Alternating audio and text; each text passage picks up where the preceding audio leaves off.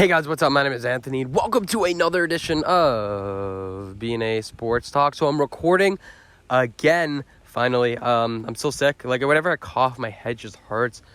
I may get something for it. I may go to the doctor.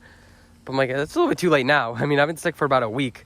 And this is the longest I've ever been sick, for as long as I can remember. I'm like, I'll be fine by tomorrow. That's usually how it works. I got something worse than COVID, I can tell you that much. Maybe not as infectious, but like severity wise, I'm like, I'm dying here. But yeah, I want to hop into a study that I did just a little bit earlier this week. It was like last week. I kept on like delaying it because I'm like, I'm not sure if the like study's over. Like, I'm not inconclusive findings. It's like one of those things like you find like exceptions to the rule, or you're like, oh, I want to do a little bit more scope of the study to make sure everything works out.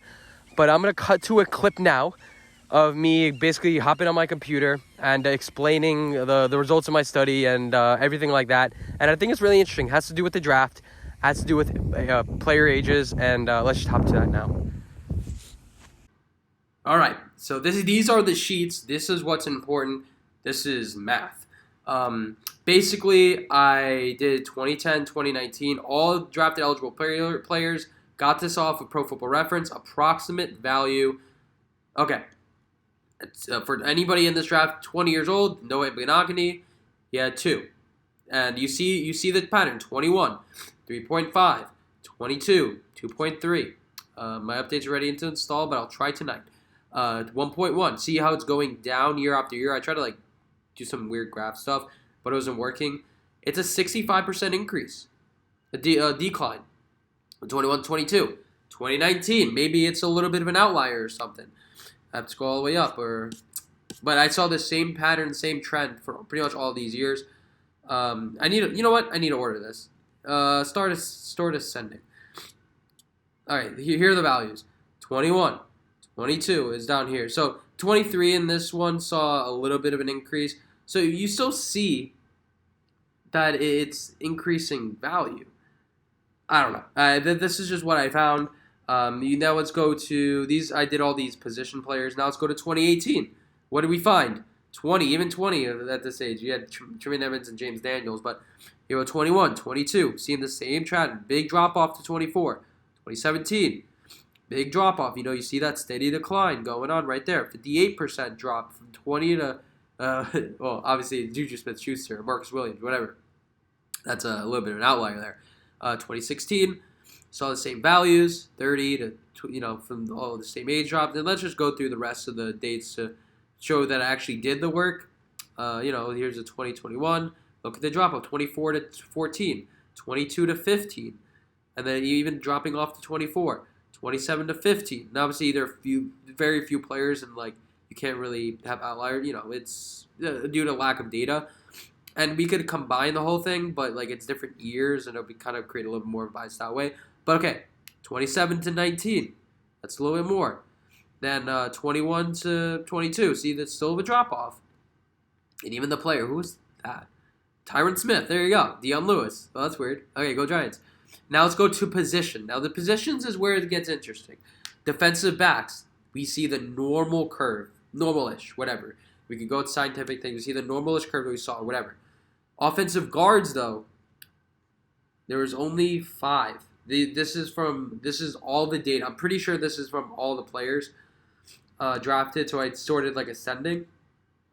I think this is for only like 5 years or so. It's 8, so maybe there's a little bit something different here. Defensive tackles. There's a weird thing going on here. I don't know what it is, 22-year-old players, but generally you see that decreasing pattern right there. Kenny Clark, who's even 20, so the pattern kind of exists for defensive tackles. Defensive ends, same pattern. It's like magic here.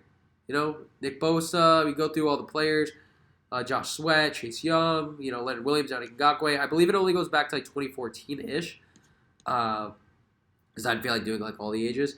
Same thing with outside linebackers. Not even a drop off between these 2 years, but still, 20 to 12 linebackers. This was the thing that was even throughout the entire one. This is the one that was weird. 9. There aren't too many linebackers that got drafted. There's only about 115 or so. So maybe it's a little bit of that. But, the round 9. So that was the only real position, I believe, that didn't have a difference. I think offensive tackle was different as well. This is running backs. Running backs 21, 22, good. But as you get to the 23, 24, that's when the trend wears a little bit. You stay a little bit too much, and that's where you start, not having that much value. Offensive tackles, are we almost done here? Offensive tackles, you see, actually, the 22-year-olds are better. Don't know what that is. Let's actually see if we can see any names here. Brian O'Neill, Isaiah Wynn, Colton Miller, Ronnie Stanley, Jack Conklin. These guys all came out in 22. Obviously, 21.5. What's the difference between 21.9 and 22.1? I don't know. But this is just some trends that I saw. And let's finish it off with wide receivers. The 24-year-olds actually had... How many 24-year-olds were there? All right, 2 outliers. Cooper Kupp and John Brown. So it's really driven by outliers there. But, even seeing that here. Juju Smith-Schuster and Brandon Cooks really holding it out. But even seeing that drop. Yeah, I think what we can find here, and the main reason why this is important is because, okay, if you're good enough to play, you're going to play. You're going to come out. It's the best advice just to come out and not waste another year and not get injured and not do all these things. And if you're not ready to come out and you need another year, you're not going to be that good of a player. You may have, incremental little benefits to be better than what you would have been, but the better players come out earlier. Now, guys like Devontae Smith, they're turning 23. So that's, why didn't he come out when he was 21? Why didn't he come out of the last year's draft? You could say, Alabama, it's a little bit different, I think, because, he had Henry Ruggs. You had, who they have last? Jerry Jeudy. You had a bunch of those guys, so you didn't really get a lot of snaps. This year, you got to thrive. You have guys like Justin Herbert that did all 4 years because he wanted to play with his brother. You have guys like Taysom Hill that are like, I'm doing a mission trip, so I'm going to declare for the draft or whatever when I'm 27. I'm not sure if he declared for the draft or, but I'm going to wait a couple extra years. So those are the exceptions. But if you're good enough to play, you're going to play early and you're going to play often because you want to make that money. And the longer you wait, it's like, okay, why wasn't he good? The guys like Trey Brown, we can go into a little anecdotal evidence here. We could go back to the slides and say, not slides, the spreadsheet and say, look at this player, X player, Y player. But, the general pattern exists. I think there are enough players. You have 250 times 10, 2,500. I believe you have a decent sample size. And we went through the players. I still haven't recorded that section yet. But, we went through all the teams, all the players. And, the evidence is what it is. And I think this is fairly interesting. And I think we can learn a lot from it. The players on the Joe Judge coaching staff, we want... Brett Hagee, I believe, is 23 years old. We want guys that have been, over the past couple years at least, in the COVID era, we want players that have had, starts in the league. But the better talent is going to be with those Andrew Thomas stage guys, the juniors that are studs that come out. Obviously, there's still more development with them, but they have way more potential. And if you're mature enough, if you have a big body enough, by that time your body, especially with football players, it's mature enough to get into the league. I mean, Devontae Smith, you could say it's a little bit of a weird exception, but your body's going to be big enough to be functional in the NFL. I mean, you're 320 pounds, and the other guy's 220 pounds too. It's not like you're dealing with kids, and all of a sudden you hit puberty. And you remember when you were in middle school, the girls were able to be the guys in tug of war when you were in 6th grade because the girls were hitting puberty and the guys are still frail and stuff. It's how are the girls beating us? Yeah, it's because they have more natural strength. And obviously, NFL players, these guys are, trying to feed their kids. So it's a little bit different. You're going from college to where, you get everything for free. You're getting paid underneath the table. Everything's kind of all right.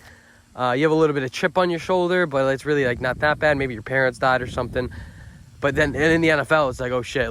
You're trying to survive every single day. In college...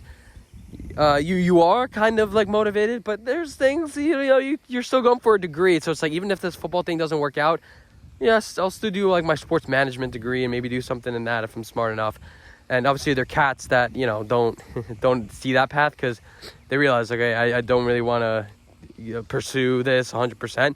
And football players get those college degrees, but a lot of them after the third year they're gone because they realize the NFL. It's a big moneymaker. It used to not always be like that. It used to be the first player ever drafted, he didn't play football. He didn't even go to the team, So it's a little bit different in the NFL. But I hope you guys did enjoy this video. Let me know what you guys think. Anything that you could find, anything interesting you want to add. And I'll see you guys in my next one. Bye, guys.